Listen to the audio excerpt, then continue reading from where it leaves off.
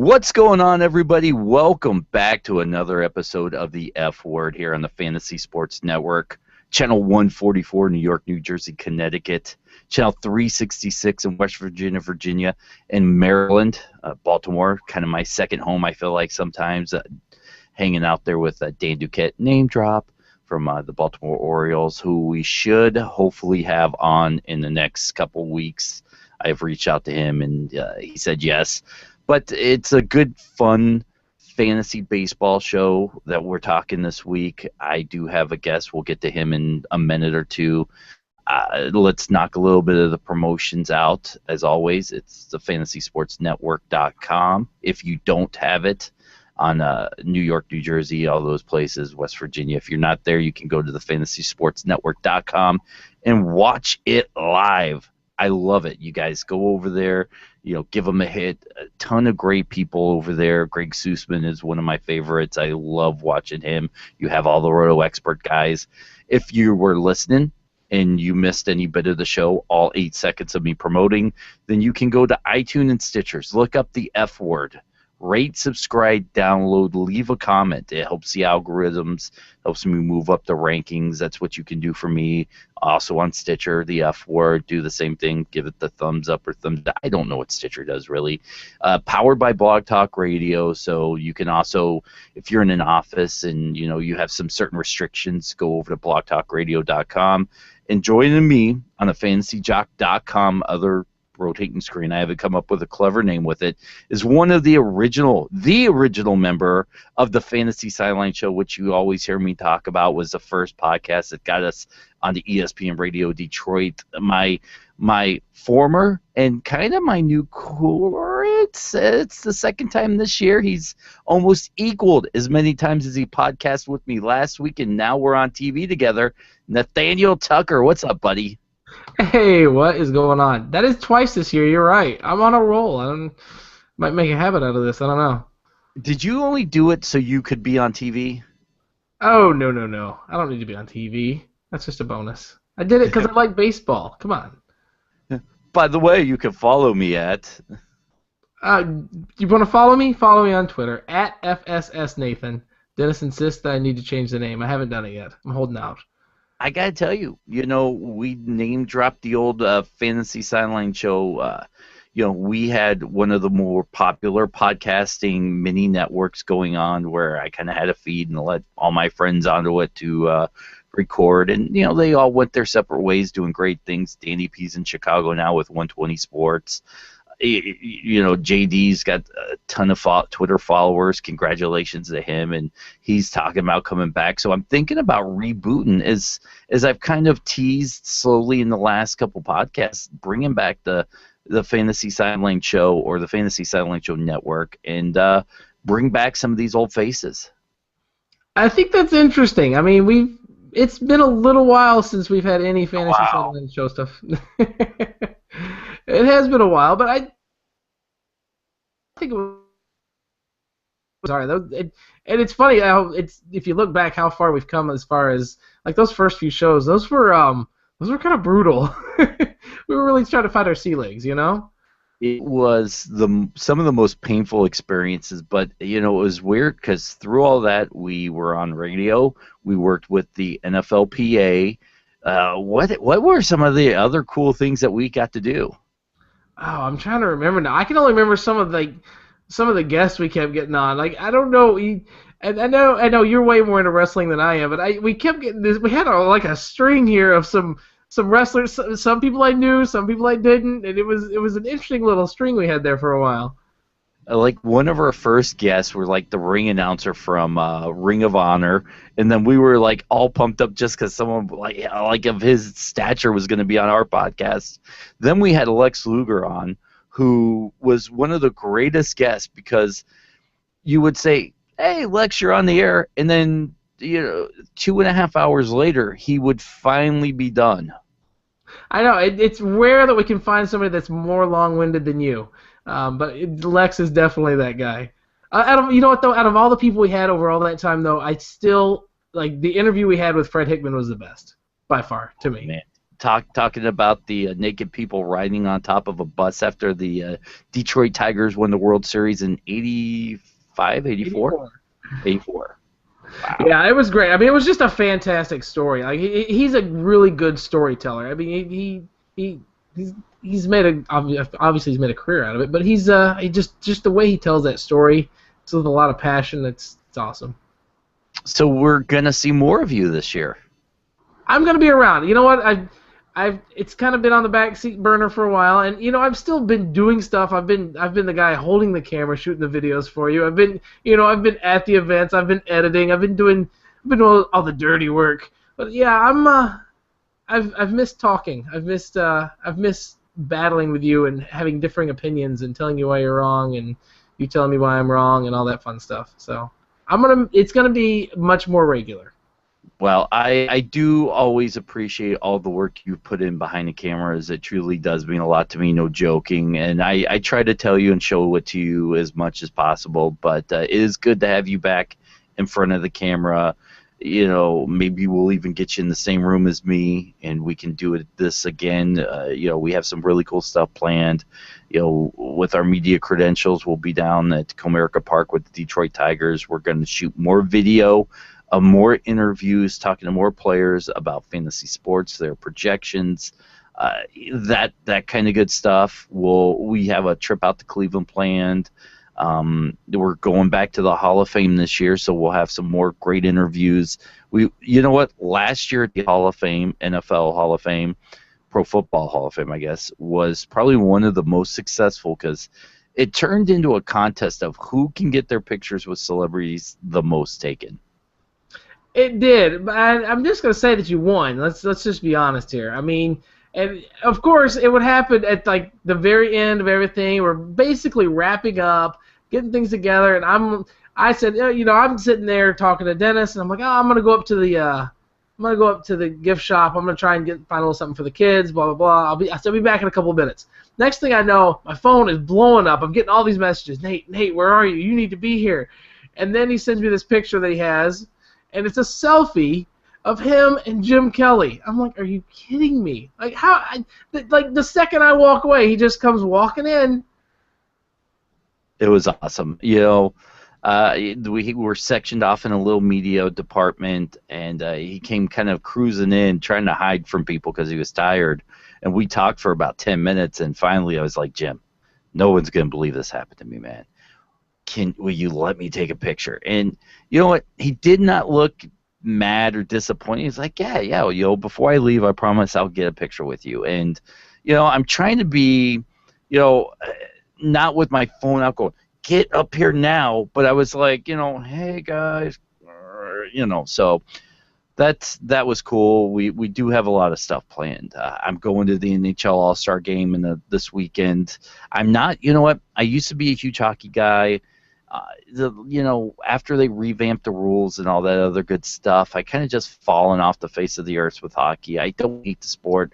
I do love watching it, but I'm going to go down there, try to snag a couple interviews. So if people out there in TV land or podcast land are watching and you have a question you want asked, feel free to tweet me at Dennis77Farrell or shoot me an email.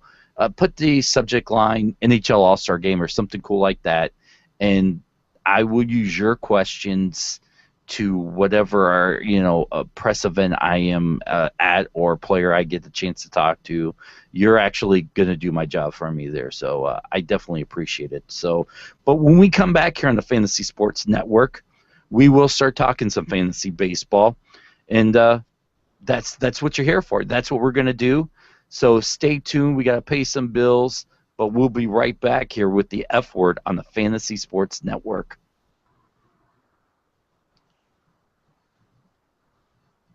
All right, we're back. Thank you, everybody, for hanging out here. The F Word, the Fantasy Sports Network, Channel 147, Cablevision, New York, New Jersey, Connecticut, all of Canada. We're out there. We're also in Virginia, West Virginia, Maryland. That's Channel 366, guys. Thank you for tuning in. You can watch it if you're listening to this on one of the podcasts, Stitcher, iTunes, the F Word. Go rate, subscribe, leave a comment. This is powered by Blog Talk Radio. If you're listening there and you want to know more about the Fantasy Sports Network, go to fantasysportsnetwork.com and you can watch it for free. And fantasyjocks.com, this really cool belt here. They sell these things. They sell the hats. They sell the cool ring over here. I cannot say enough cool things about the Fantasy Jock people, so at least go over and give them a hit. They have draft boards, hats, belts, other trophies. But it is fantasy baseball time, Nathan Tucker. And, in one of my recent podcasts, we were talking about the fall of Miguel Cabrera. You're a Detroit guy. Word comes out that he's going to miss most of spring training. I still figure he'll miss a couple weeks into the season. And I don't want the first part of this show to be the, Miguel Cabrera show. But, you're a Detroit guy. We all know that, if you're in L.A., Clayton Kershaw could go first. If you're in Pittsburgh, Andrew McCutcheons is going to be everybody's guy. We're in Detroit. You're a Detroit Tiger fan. Where are you taking Miguel Cabrera? And you're right about that. The hometown curve, or whatever it is, that pulls those guys up a little closer to the top happens everywhere. I'm actually a little more optimistic about him now than I have been over the last week or so. The surgery has been planned. This isn't a new thing for them. This doesn't come as a shock. But the signs that are promising now is that I saw reports this morning that he's out of the walking boot already, which is way ahead of where they expected him to be. He's pushing himself hard to be ready for opening day. Do I think he'll be ready for opening day? If so, that's awesome. I'm not expecting it, though. I'd say a week or two into the season, you're going to see him get in there, if not sooner, barring any setbacks. And I don't, so far things are looking good. I'm optimistic, but I'm cautiously optimistic. If I take him, it's not going to be. I take him in the first round, but it's going to be middle of the first round. And if I take him, I'm going to take a contingency plan a few rounds later. That's pretty interesting. A couple different sites. One, the FantasyPros.com site has Miguel Cabrera ranked about 6th. You go over to some place like ESPN, which seems to feed the masses. They have Miguel Cabrera ranked at 11. There are a couple guys ranked ahead of him that I probably wouldn't take. I wouldn't take Felix Hernandez over him. I don't think I'll take Jose Abreu over him. As much as I like the young kid, his electricity, last season he batted .317, 36 home runs, 107 RBIs. I think there's going to be a slight regression. Do I think Jose Abreu is the real deal Holyfield? Of course I do. But, the sophomore slump, I am a true believer in that. Do I believe in ghosts and conspiracy theories? No, but I do believe in the sophomore slump, and I think you'll see a slight regression. I would call him 1A and 1B. I probably would take Jose Bautista ahead of Miguel Cabrera. I would take Miguel Cabrera ahead of Carlos Gomez. I would take him ahead of Clayton Kershaw. I'm not a big fan of taking pitchers in the first round. I agree with the pitchers. I usually don't take pitchers early either. And the fact of the matter is with pitchers, you can always find that diamond in the rough later on in the rounds that lights it up. And even if you don't, first couple weeks of the season, there's always somebody that does extremely well that nobody ever projected for, and you go out and you pick them up off the waiver wires and you use them until they cool off and then you drop them. But let me ask you this, because you mentioned Abreu. Let's say you're in your draft, you are picking 8th overall. And you've got Abreu sitting there, you've got Cabrera sitting there, and you've got Bautista sitting there. Who do you take? Oh, see, that's tough. I love Bautista. He, last season he batted .286, 35 home runs at 103 RBIs. But I'm going to take a guy that can deliver a higher batting average than him. 286 is nothing to sneeze at. 290 is nothing to sneeze at. But I think Jose Abreu, I think Miguel Cabrera can deliver you about the same amount of home runs, the same amount of RBIs, with a 300-plus batting average. And to me, those two guys would jump ahead of Jose Bautista.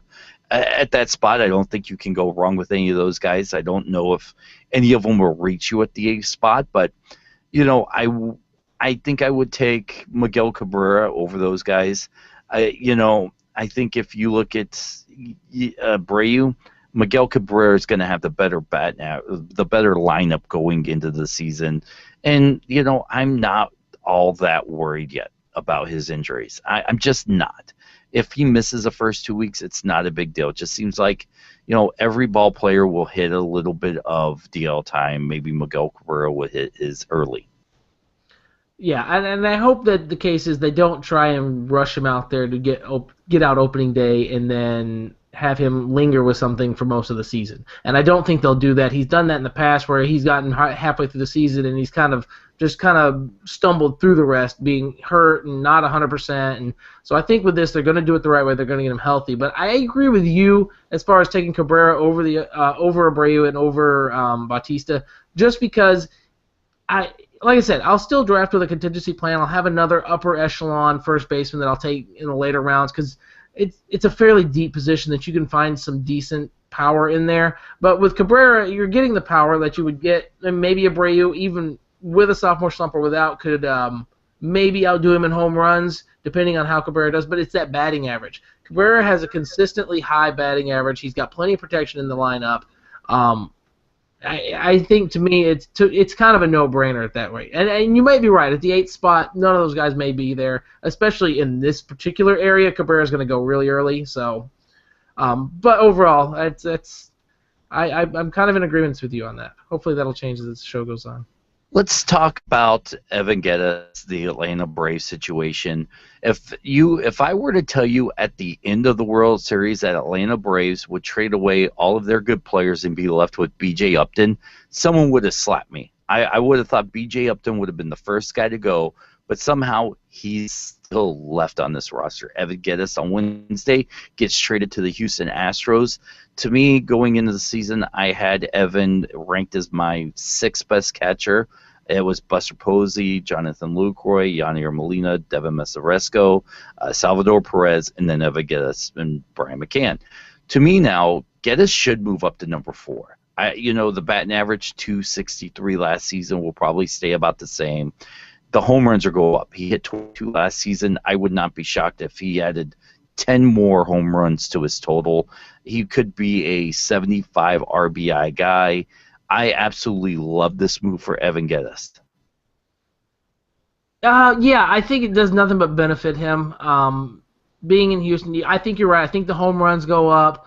I think you're going to move him up a spot to 4. You could say 4, you could say 5. I'm happy either way. I do like Buster Posey more. I like Yadier more, even though he is older. I like Salvador Perez more. After that, though, I mean, you can make a claim for Lucroy or Mesoraco, but overall, I think you're probably on par there. I think the 4 spot's a good spot for him. But yeah, I think that's a great move for him, and I agree. I've never witnessed the Braves do this before. This is something out of the Marlins book. They have a fire sale and they just sell everybody. I don't know what exactly the Braves are planning or doing or thinking, but it's been pretty interesting so far. You mentioned Yadier Molina, who I have in a keeper league, and there are some tough decisions ahead of me on whether I want to keep him or not. The batting average is legit. Last couple of years he hit over 300. He had an injury-prone season this season. Into the season, still batting 282. The home runs were down at 7, 38 RBIs, 40 runs scored. And I'll be honest, I would not be shocked if I moved him down my rankings 3 or 4 more spots. I may take Salvador Perez over him. I love this kid, the 260 batting average, but the home run total's legit at 17, 70 RBIs, 57 runs scored. I might see a little bit bump in the batting average. I think it's 265 is the ceiling for me. But 23, 24 home runs this season is not out of the ordinary, and he could total at least 80 RBIs. Yeah, I'm with you. The batting average thing I'm not so sure about, but that's the reason. Here's the thing. If you're taking a Yadier Molina, if you want to take him, first off, I think he's going to slide in a lot of drafts. You're going to be able to get him later. I know some people have had him projected up in like the 3 and the 4 spot, and I'm okay with having him up there because of that batting average. It's hard to find a catcher that has a high batting average, and he is. It's to me, it's hard for me to say that. Oh man, he's old. He's 32. He's 32 years old. To me, that's young. So it kind of bothers me to say that because I'm older than him.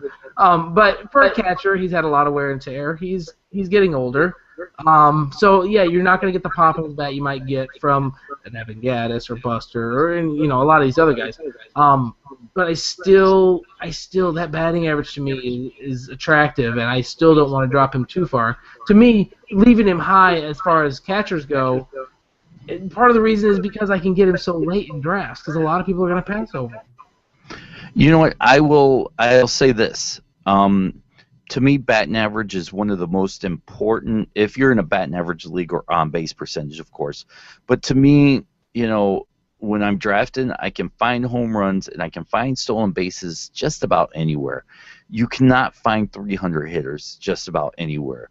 So I would probably put a little bit of a bump on a Yadier Molina, an Evan Gattis. I still, even with a 260, 265 batting average, Salvador Perez, those kind of guys, I'm still going to be high on. But there are other guys I expect to be sleepers, but with less batting average potential. Yasmani Grandal, now with the Los Angeles Dodgers, was with San Diego last season, batted .225, 15 home runs, 49 RBIs. But the power's legit. He won't cost you an arm and a leg on draft day. I love Miguel Montero. Here's another guy who switched teams from the Arizona Diamondbacks to the Chicago Cubs to bat at .243, 13 home runs, 72 RBIs. He will not cost you anything on draft day. I expect a small bump in the batting average, 250-ish. The home run should go up to about 17, and the RBIs could be 75, maybe 80 if everything goes right with Miguel Montero. And you're talking about a guy that might still give you better numbers than Grandal, better than Russell Martin, better than William Rosario, better than Matt Wieners, who had that injury-filled season again this year. Killed me. 308 batting average, but 5 home runs, 18 RBIs.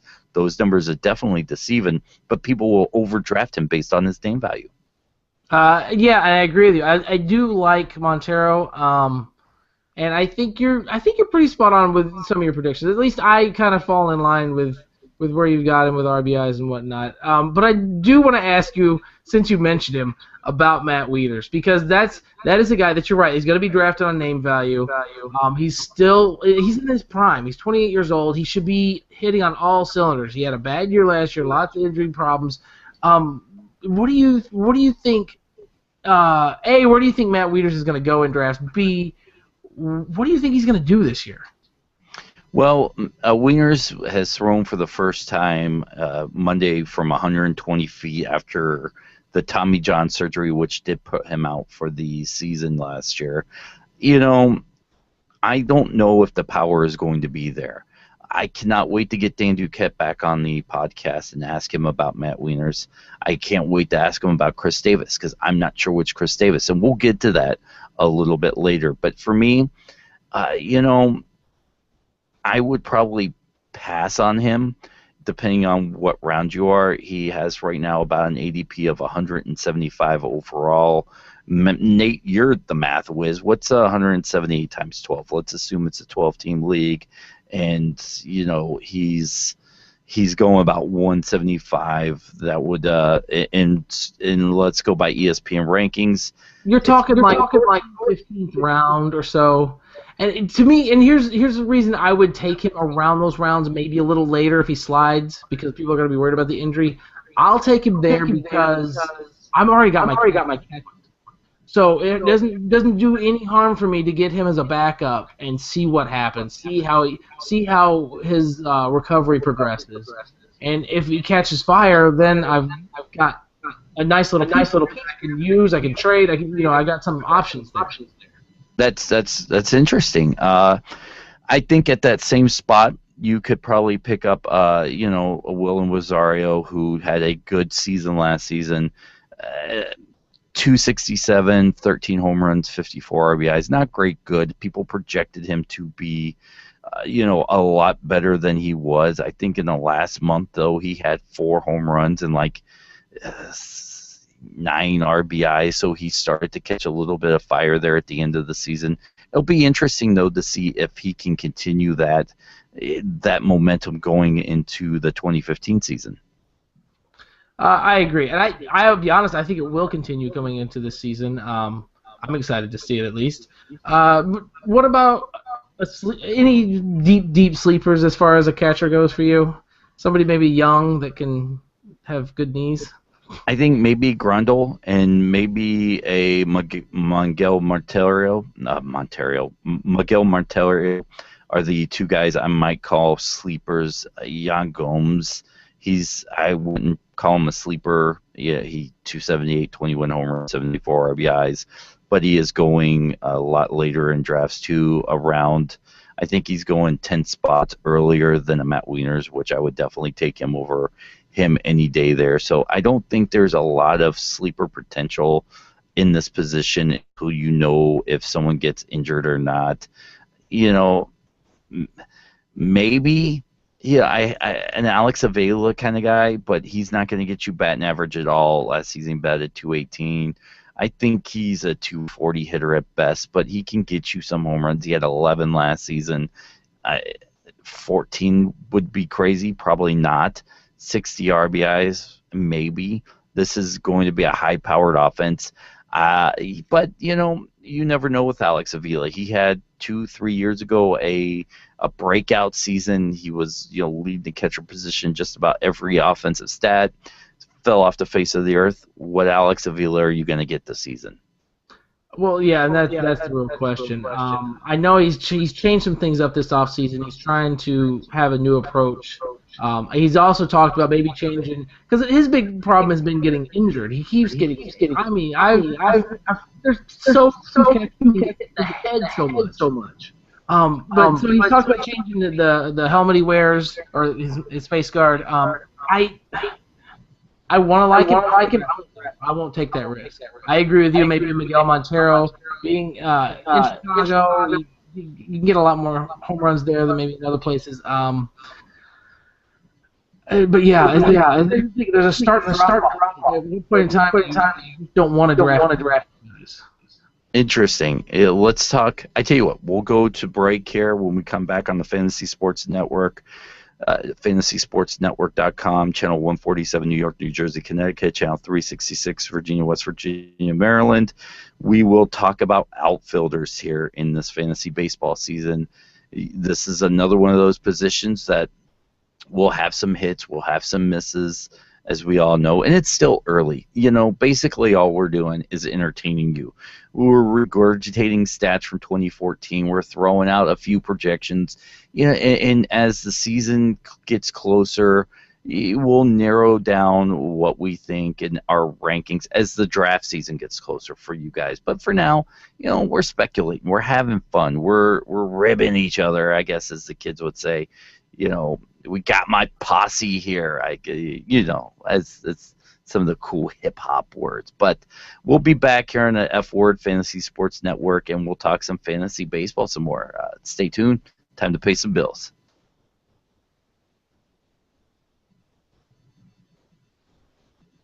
All right, guys.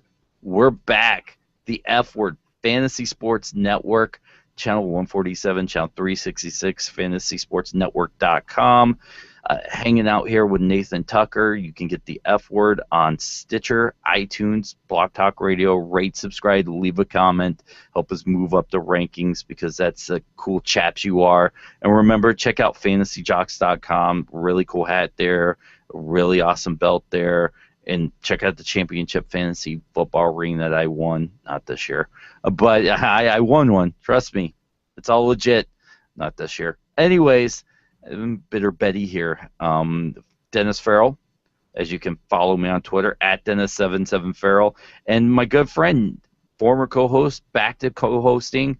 We're on again, off again. It's like the Kardashians here on the F-Word. Nathan Tucker. Did you really just let me do a Kardashian? I did. Oh, that's brutal. But yeah, you can follow me on Twitter as well, at FSSNathan. So just out of curiosity, how did your fantasy football teams do this year? You don't sound bitter at all. We're talking fantasy baseball now, okay? We're not talking fantasy football. Why would you even do that? That right there is an insult, a slap in my face. I'm done with you. You're not done with me. You just don't want to live in the past. I can't quit you. What are you talking about? Oh, that's awkward. So, baseball, huh? Let's talk some fantasy baseball. Oh, man. I'm not getting a daytime Emmy for this stuff now, am I? You're nominated. Come on, you're a shoo-in. Shoo-in. By the way, I am an award winner. I don't want to say how, why, or where, but I've won an award. So, anyways, fantasy baseball outfielders. As I do a little fist pump. Yeah, I won an award. All right. We have the repeat offenders at the top of the list: Mike Trout, Andrew McCutcheon, Giancarlo Stanton, Carlos Gomez. Here's a guy that, for as long as I will play fantasy baseball, I will not draft this kid. I don't know what it is. I don't know why. The numbers the last 2 years have been legit: 284, 95 runs, 23 home runs, 73 RBIs, and 34 stolen bases. The kid is legit. He's prime. But to me, he may not be a sexy name, or I just keep waiting for the other shoe to drop. I just don't like the kid. And I think fantasy baseball is easier for people to go through and pass up on other players. Fantasy football, you almost have to take the best players as that draft comes, whether you like them or not. But in fantasy baseball, I can pass up on a Carlos Gomez and take a Jose Bautista that will give me some good numbers minus the stolen bases, or an Adam Jones who, 281, 88 runs scored, 29 home runs, 96 RBIs last season, 7 stolen bases, and 1 shouting at me during the playoffs. But you earned the shout. But secondly, I don't know why you're passing on guys that have legit numbers. Like a sleepover, hang out with you. It's your team. I wanted to be best friends with the guy. Is this what you tried to be best friends? Did he shun you? Did he yell at you? Yes, he did yell at me. It hurt my feelings, and I was very sad. But Adam Jones, still take him. I would still take Adam Jones, and I'm keeping him in one of my keeper leagues. Well, see, you got to get past it. Don't let Carl being mean to you. He's hurt his draft. Let's talk about other players people may want to pass up on. Ryan Braun, 266, 86, 68 runs scored, 19 home runs, 81 RBIs, and 11 stolen bases last year. The guy is continuing to be ranked about 11th overall in outfielders, 32 overall among the Ultimate All rankings. Ryan Braun, to me, is a guy that will move up. I think he is legit. You throw out the steroids. If you want to play baseball, fantasy baseball with ethics, that's great. I want to be in your league, and I'll take all the guys that have been accused of something or have lied their way out of something, and I'll win the league. Ryan Braun, the batting average has to come up. I truly believe Ryan Braun's batting average will come up. 266. I think he's a 270 hitter. Last couple he has a 300 potential. Will he see it? Probably not. Will he see 280? Probably not. Will he see 270, 275? I think so. I think he will hit 25 home runs. He will have 90 RBIs. He could have 15 stolen bases this season. I agree. Where the draft is where the ranking. I can get on the third round or late second round. Who would do that in a heartbeat? Right. I'm with you.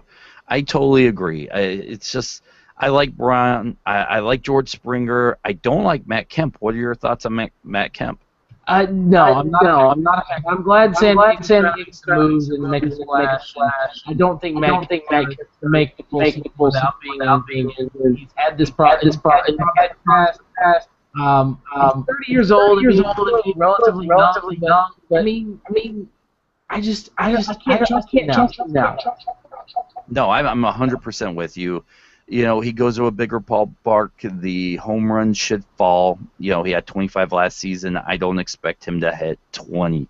The RBIs will fall. The batting average, he was on a monster tear at the end of the season. But I think he's a 280. He hit 287, 280, 285 hitter. I'm not too worried about any of that stuff. But I think the rest of his numbers fall. I actually have, Cespedes ahead of him. I have Jay Bruce ahead of him. I have George Springer, who I was right on. He ended the season He was a little bit injured, but when he was hot, he was hot. 231. The batting average was a little bit disappointed. I get it. But I think the batting average will rise on George Springer this season. 45 runs, 20 home runs, 51 RBIs, 5 stolen bases. Now, the 5 stolen bases, I think it would be maybe 10 in a full season. He could have 100 RBIs. This is a team that's drastically changing just like crazy right now. They look to be stocking up with getting Evan Geddes. 20 home runs, 25. I won't go crazy and say 30, but 25 home runs. Runs scored, he had 45 last year in a limited schedule. Give me 60. I would be happy. And to me, I would take George Springer over Nelson Cruz. I would take him over Sterling Marte, Matt Kemp, and Cespedes. What do you think? I Dennis Springer as well. I would take him. Everybody there. There's a guy that's ranked like fourth overall, and I'm curious what you think. Billy Hamilton. Billy Hamilton. Here's a guy I am not high on.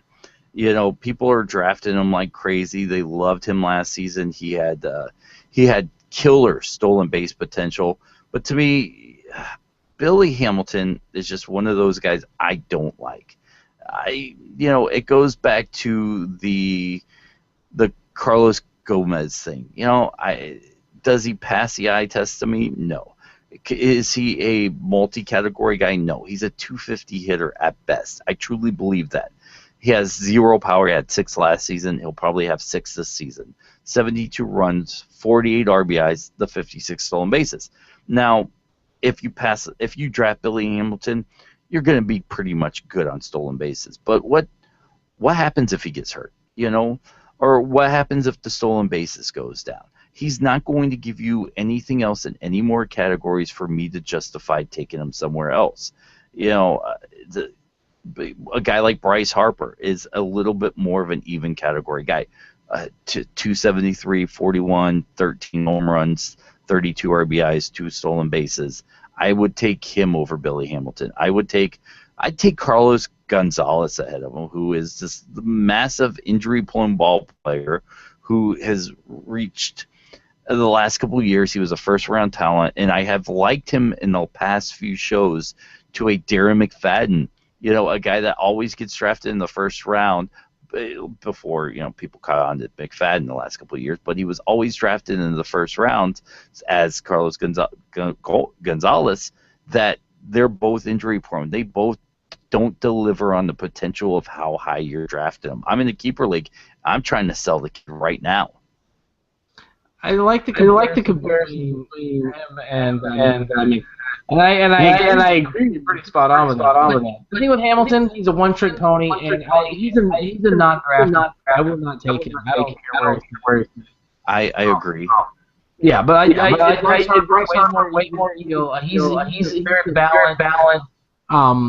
He has a very balanced in a lot of categories. So I think Harper. I don't like Hunter Pence, but I think really heavily. Hunter Pence kills me. I tell you what, though, when we come back, we'll talk a little bit about Hunter Pence, whether we like him or not. He had a great season last season. I love the beard, though, about Hunter Pence, and I love his attitude after watching of some of his interviews on Fox during the playoff run. So we'll be back here on the Fantasy Sports Network, Channel 147, New York, New Jersey, Connecticut, Channel 366, everywhere else, especially in Virginia, West Virginia, Maryland. FantasySportsNetwork.com. The F word, guys. We'll be right back. All right, we're back on the F word. Fantasy Sports Network. What's going on? Talking fantasy baseball. Nathan Tucker, myself, Dennis Farrell. You can follow me on Twitter at Dennis77Farrell. Nathan will tell you his in a minute. As always, FantasyJocks.com. The F word. If you missed any part of the show, you want to go back and listen to it, go to iTunes, Stitcher, Blog Talk Radio, look up the F word. THE. That's the big part. The. If you just type an F word, then you're going to get that Gordon Ramsay angry cook guy that I think is a complete jackwagon, and then you'll listen to him, and he will not give you any good fantasy baseball advice. Trust me, I've listened to it. I've got nothing out of it, but I can make a great souffle. So, but the F word, rate, subscribe, leave a comment. That helps a brother out right there, moves me up the algorithms and the rankings, and that's exactly what I need. So do that and follow me there, or if you're on Facebook, Dennis Farrell, Farrell, and we're all happy. Nathan, what about you, bud? Well, first off, I can't help you with those algorithms. I'm gonna go on there and see what but if you want to follow me on Twitter, FSS Nathan, and on Facebook, it's just Nathan Tucker. So if you want me, that's where I'm at. There you are. So, and Nathan will be getting back into the groove a lot more. So we were talking about Hunter Pence, 277, 106 runs, 20 home runs, 74 RBIs, and 13 stolen bases. Now, you mentioned before the break that you didn't like him very much. How come? Well, it's not good stats, I'll be honest. Just something about him the wrong way. He's just this teenage kid, shouldn't be doing anything. I mean, his numbers are decent. I shouldn't say I won, but I don't know. There's also deep. Rather take another guy. Okay, no. I totally get it, man. I totally get it, but I like him, especially from the aspect of runs scored, the home runs, the RBIs, the stolen bases, the batting average. This guy is a true, a 5-category producing outfielder. There's not too many of them. You can either get a guy with a ton of power, a low batting average, ton of speed, no home runs, but this guy is delivering you double-digit stats in every single category, and he's going to continue on. I like him better than a Billy Hamilton. I like him better than Bryce Harper. I like him better than Carlos Gonzalez. I'm not high on Nelson Cruz. That's one of the constants. I have him ranked just inside the top 50, but probably by draft day I'll have him dropped so far out. Probably 55, 56. I could come up with a reason why. Guys like Cespedes and Jay Bruce will move up my rankings. So, and Jay Bruce batted 217, wasn't the greatest, but he did have 18 home runs, 66 RBIs, 12 stolen bases. But the batting average should come around this season. How much? I don't know. I would hope that he could be a 270 hitter, and if he becomes a 270 hitter, that would instantly put him in a top 15 of outfilders. By far, yeah. I'm